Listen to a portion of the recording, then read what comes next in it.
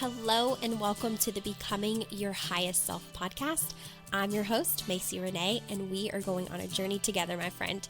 If you've been looking for a podcast geared towards your growth, self-awareness, navigating your brain's daily mind drama, and deep inner work to become your highest and best self, you are in the perfect place. Let's get started.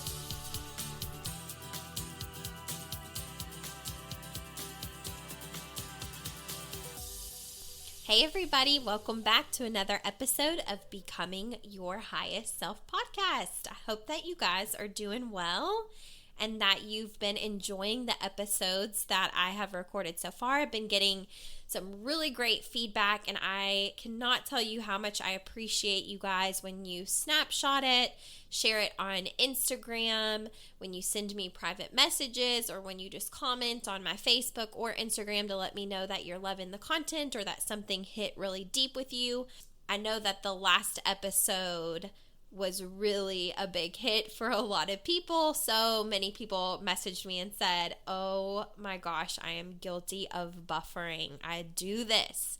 And what I love about it is now you know, so now it's in your awareness, and now you can change that, right? You can start the journey of really getting to your highest and best self and changing some of the behaviors that you do, because if you know that you buffer whenever you don't want to feel your feelings, now you kind of know, okay, if I want to know more answers to really discover who I am, maybe I should put down the phone. Maybe I shouldn't just eat when I'm bored. Maybe I don't need the drink to take the edge off. Not everybody is ready for that, but if you are, that is now available to you because buffering is in your awareness. Now, before we get started on today's episode, just some housekeeping. First and foremost, I want to remind you that my coaching course, Inner Mastery, which is 12 weeks long, is going to be starting on September 4th. The last day to enroll in that is August 31st, so we're approaching that time period, that time crunch, if you will. And the reason that it ends on that day is because I have custom coaching workbooks I create for you guys, and then I have them printed and mailed to you so that we can use those by the time the program starts. Again, it's 12 weeks. It's held all online via Zoom. It is amazing and transformational, so if you're interested in that, visit macyrenee.com and you can enroll under the group coaching tab, which is under Let's Talk Coaching. And then another order of business is to let you know that I will be doing a giveaway with a Kate Spade bag, some fun goodies, for you rating my podcast. So all you have to do this is go to iTunes, subscribe to my podcast, make sure you give it a rating and a written review. The written review is the most important part. So please make sure that you do that and then snapshot it. Let me know that you did it and you'll be entered to win. And I'm going to draw the winner on September 1st. Okay, so let's talk today's topic, which is for the love of boundaries. We're going to be discussing why this is so important so that you can remain in good energy, that you feel like you have some life balance, and you are setting expectations for other people in your life. So, why in the world do we need boundaries? Before we talk about what they are, let's talk about why we need them.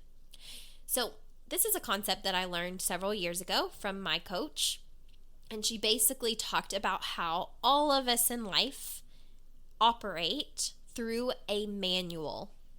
Now, this manual is different for every single person, and what this means is we all have expectations for how we believe people should act and what people should do and what's appropriate and what is not appropriate and all of the things. And so to give you a very simple example of this, a lot of people have different manuals around time. Some people show up late to everything, and for them, it's no big deal. It's just who they are. That's a part of their personality, and they feel like it's totally acceptable to show up late wherever you go, fashionably late, whatever. And then there are people who are always on time.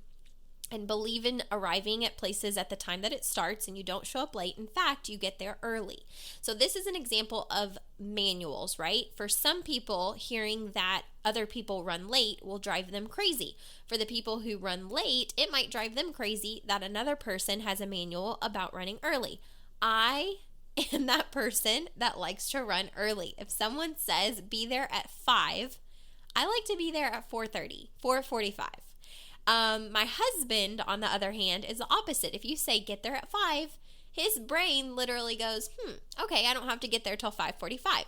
So as you can probably tell, we have some disagreements in our household around time, and it's because his manual around time is different than my manual around time.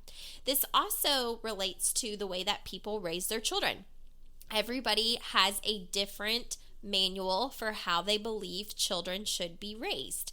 And I witness this all the time because, as you guys may have remembered from earlier episodes, is my background is pediatric occupational therapy. So I work in homes of children that are from birth to age 3. A lot of times I'm with first-time parents, but I'm also with parents that maybe have had 5 or 6 kids.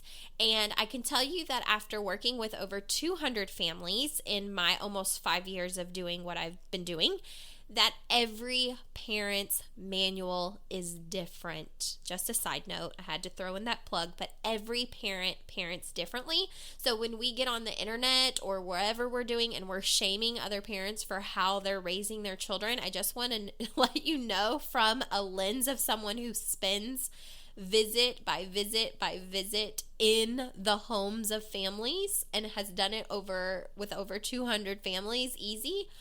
Every single manual is different. So I'm always taking notes, like in my mind of like, okay, I like the way this parent does this, and I like the way that this parent does this, and okay, maybe I don't want to handle this situation like they did. We all have manuals around everything in our life of how we respond, of how we operate, of what we believe. And this is what causes us to have some differences. It's what makes us unique, but it's also what can cause a lot of frustration in other people when they do not operate the way that we operate. And a lot of times what we try to do is control them so that they operate the way we want them to, so that way they fit perfectly in our manual. But as you know, you cannot control other people. So when these people do not operate the way that you operate, a lot of times it leads to sometimes disagreements or arguments or come to Jesus moments. And that is the importance of having boundaries. When you are surrounded by people, and they could be your friends, your family, people that you're very close to, even your spouse. When you're with them, you may find that you feel like your energy is being drained. You feel like they are a vampire sucking the life out of you, right? Or there's some things that you just don't agree with or things that you don't want to do. And boundaries are put in place to set a very clear expectation of what is working for you and what is not working for you, and how you are going to respond if that behavior or thing continues. So let me give you a little bit of an example around this. Going back to the time example, I was listening to a podcast years ago, and she talked about how her friend would always arrive late, and she was the early one. She liked to arrive early. Her friend liked to arrive late, and so they would set up a coffee date or a lunch date, and maybe the expectation was to get there at 3 o'clock. So she would get there around 2:45, and then her friend would get there at like 3:15, 3:30, not text her, not let her know like, hey, I'm running late. She would just show up at 3:30 like it was no big thing. And she started to feel very, very annoyed and understood that the reason that she felt annoyed was because her friend has a different manual around time than she does. But she did not like feeling like her time was being disrespected, right? And she did not enjoy the way that it felt to be sitting at a restaurant and have to wait and wait and wait without any clear message as to what time her friend was coming or if she was even going to show up at all. Now, if any of you watch The Housewives, side note, my husband would be cringing if he listens to this. I'm such a Real Housewives of XYZ fan on Bravo. It's kind of an addiction. Vanderpump Rules, Real Housewives of Beverly Hills, it's a guilty pleasure. I don't watch it all the time, but I love it whenever I do get to binge. However, this made me think of one of the episodes where there was literally like a whole season of fighting around time, and it made me laugh because I know about like manuals and boundaries and whatnot. And so anyways, I digress. But going back to the example, her friend would always show up late. And finally, she set a clear and powerful boundary, set her friend down. You know, it happened maybe 2 or 3 times, and she was like, okay, this is just who she is, and I don't like it, and I like to be on time. I like for people to show up on time. I can't control what she does, but I need to set a boundary. So she sat down with her friend, and she said, you know, here's the thing. I absolutely love you. I absolutely love our lunch and coffee dates, but I have to be honest with you that you showing up late without texting me drives me crazy. And I just have to be honest that if you decide that you're going to show up late, which is your prerogative, but you don't text me and let me know, if it's more than 10 minutes, I'm going to leave. And I just want you to be aware so that you don't show up and feel offended that I am no longer at lunch or that I'm no longer at the coffee shop, but I just need to let you know that I will leave. And it's important to know that when you are setting a boundary with someone, that they understand your boundary. So I've worked with this with my clients a whole lot. And the thing that has sometimes come up with some of my clients is like, they're like, well, I set the boundary. And I'm like, okay, how did they respond? And they're like, oh, they didn't, because I didn't like say it directly to them that I was going to do this. And I'm like, you have to tell them the boundary. The boundary needs to be told, and it needs to be very clear.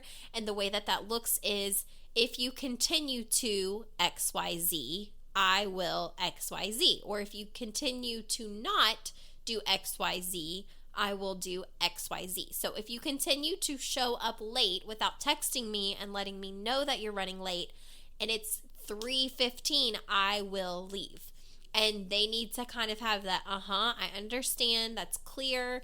And it's not to be mean, it is to protect your energy. If it is draining you each and every time that you're coming to meet and each and every time that they're late, it's important to know, like, you can't change their manual. You can't control their manual. You can't change people. They have to want to change themselves. And if they don't have a problem being late, then what you have control over is setting a boundary and an expectation of, if you do this, I will do this. And it's not because I don't love you, it's just because this does not work for me.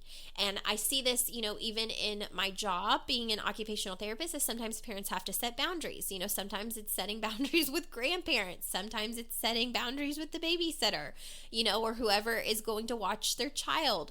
And it's totally appropriate and acceptable. If they feel like they need to set a boundary, then they can do that. But here is another piece of this that I want you to be very clear on. Other people do not have to follow your boundary. Let me say it again for the people in the back. Other people do not have to follow your boundary.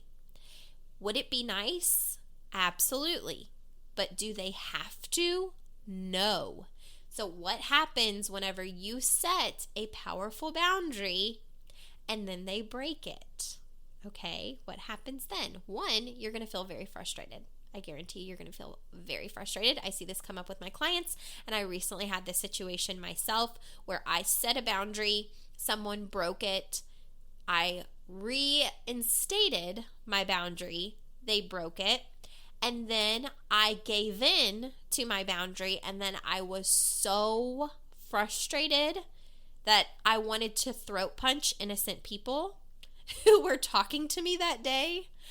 And I shared this in like my private Rewired group, which, by the way, women, if you're not in that, ladies, if you're not in that, not women, but ladies, if you're not in that, that is free to you. It's mindset coaching. And sometimes I get in there and have random spiels of things. And I happened to be talking about boundaries a few days ago, and I was like, here's what I recognized. I recognized that one, I was buffering, and two, I wanted to throat punch innocent people who were talking to me and being really nice. And then when I sat with myself and stopped buffering, I realized that I was frustrated with myself for breaking my own boundaries. So back to boundary setting, when someone breaks your boundary, they are allowed to do that, which is very frustrating. But what I tell my clients and what I try to drill into their mind is that the boundary is never for the other person. The boundary is for you. And when you set a boundary and someone breaks it, it is up to you to continue to follow through with the boundary you said you were setting with them. So going back to the coffee date example, if Sally, and sorry if your name is Sally, I'm not picking on you, I promise, but Sally, if Sally shows up late every single time and then you sit down with her and you say, this is my boundary, if you don't text me to let me know that you're running late and you show up at, later than 3:15, I'm just letting you know I'm out, like I'm leaving, and it has nothing to do with you, but I don't, I want to have coffee on time. I want to have coffee at this time that we set. So if you're late, if you're more than 10 minutes late, I will be leaving. And if Sally says, okay, cool, I understand, I get it. And then the next time you all set coffee, 15 minutes goes by and Sally's still not there. Are you following through with your boundary? Do you get up and leave, right? Or if Sally comes in and she says, oh my gosh, I'm so sorry that I'm late. That's just who I am. I'm always late. Do you say, oh, it's okay this time, it's fine, and then feel frustrated? Or do you say, I have to just let you know that I'm running late now. My schedule's going to be a little bit behind. I can't stay but maybe 5 minutes, or I can't stay at all and I have to leave. You set the boundary from the get-go. And as long as they know that, when you decide to stick with a boundary that you have let them know of, they really shouldn't be mad. But if they're mad, they're mad. So the boundary is not so much for the other person. The boundary is for you, and it is your responsibility to follow through. Now I'm going to tell you just a little bit of a snapshot around what happened to me the other day.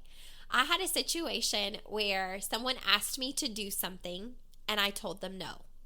And that no felt really good to me. And then they rebutted and they, kind of sweet talked me, and then they asked me to do it again and I said, no, thank you.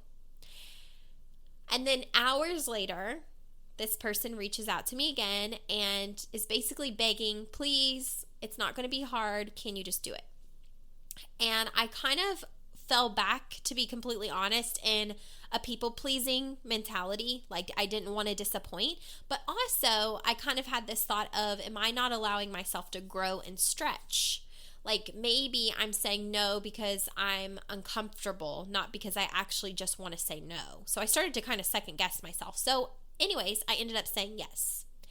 And this yes led to me feeling extremely overwhelmed, very frustrated, very overwhelmed, super stressed out. And like I said, I started to have these feelings of like, I want to throat punch random people. And this is not normal. It's not normal to be sitting outside thinking about things, scrolling on Facebook for 6 hours, and then also when people talk to you feeling like you want to punch them in the throat. Like, I'm sorry, but that's not normal. At least it's not normal for me. And so I was asking myself, like, why am I feeling this way? Why am I feeling this way? And then I realized it's because I truly did not want to do what I was asked if I could do. And that I really did mean my no. And because this person broke my boundary not once but twice, I all of a sudden fell in this people-pleasing behavior. It's still a work in progress, you guys. I'm a recovering people pleaser. And I fell into the trap and I said yes, and then I was mad. And at first, I thought I was really mad at them. Like, I was infuriated at them. I was like, ugh, why? I can't stand when they do that. I can't, I'm so mad at them. I can't stand it. And then I thought, the only person I'm actually mad at, sitting with myself, is me. And I'm mad because I disrespected myself. I broke my own boundary. I said no powerfully twice. And when that person persisted, I decided, okay, yes, I'll do it. And I didn't want to do it at all.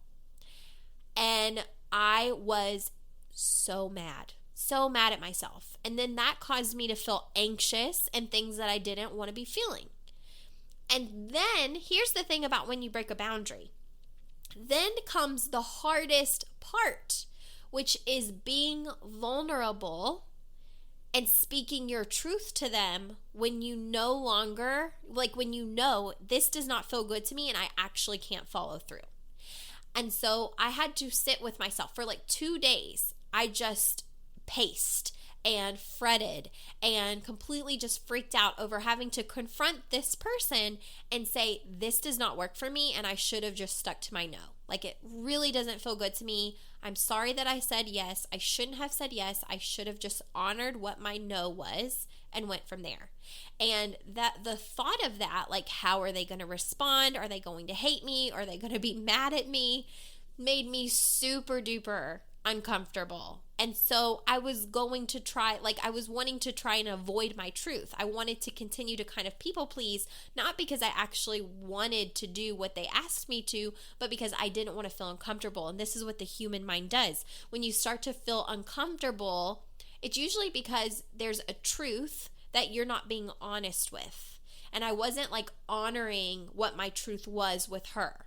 So I said yes, and then I was frustrated, and then it made things worse because I thought, okay, now I have to be completely vulnerable, go tell her the truth, and feel extra uncomfortable because then there's going to be judgment there. So not honoring your boundary actually gets you in more of a pickle.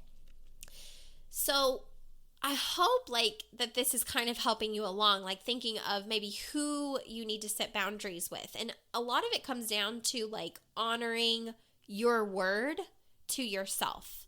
And another concept that I teach my clients is honoring your word as law. So what this means is that when you say you're going to do something or that you're not going to do something, that you honor your word as if it's an actual law.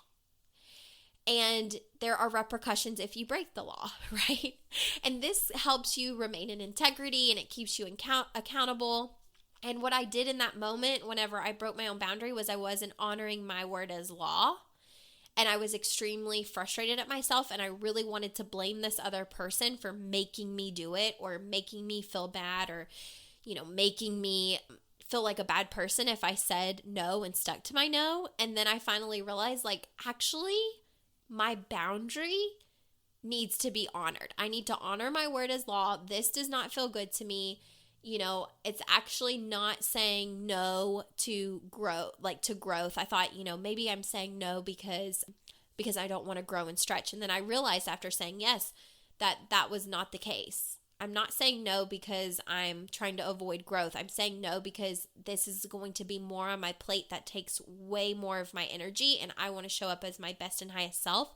And making this decision and saying yes to please this person actually doesn't feel like it's coming from an authentic, good place. So I had to reinstate my boundary and just stick to my word and honor it. So boundary setting is not always the easiest thing. And like I said, I have clients that are like, so-and-so, I set the boundary and they broke it. And I'm like, okay, and then did you follow through with your boundary anyways? Point of boundary setting is that you follow through with your word. Are you honoring your word as law? Are you following through with your boundary? Did you do what you said you were going to do? Or did you back out?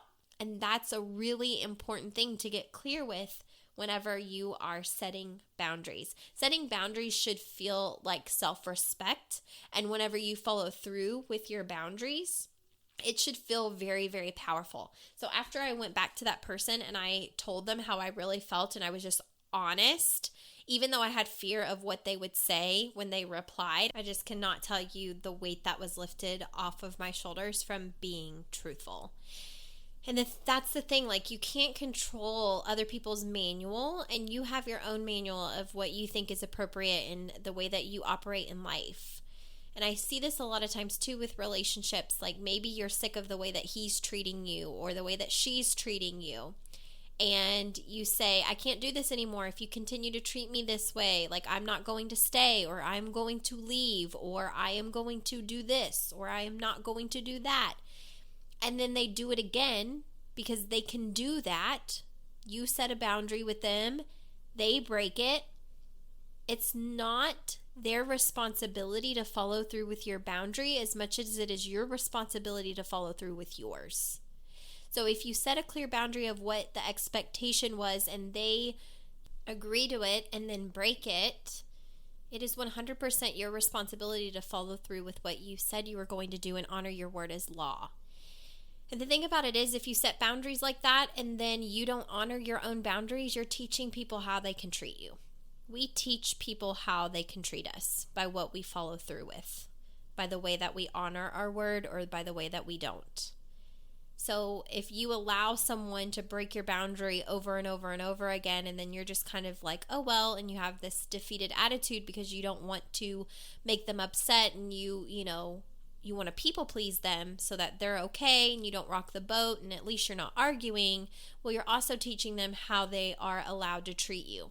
And you're also teaching them that she doesn't follow through with the boundaries that she sets or he sets. And so we can do this as many times as we want to because they don't honor their word. And is that what you really want? So if you're setting boundaries in your life, it can be really great for protecting your energy and having better relationships with other people and feeling like you're both winning because you're not asking them to change.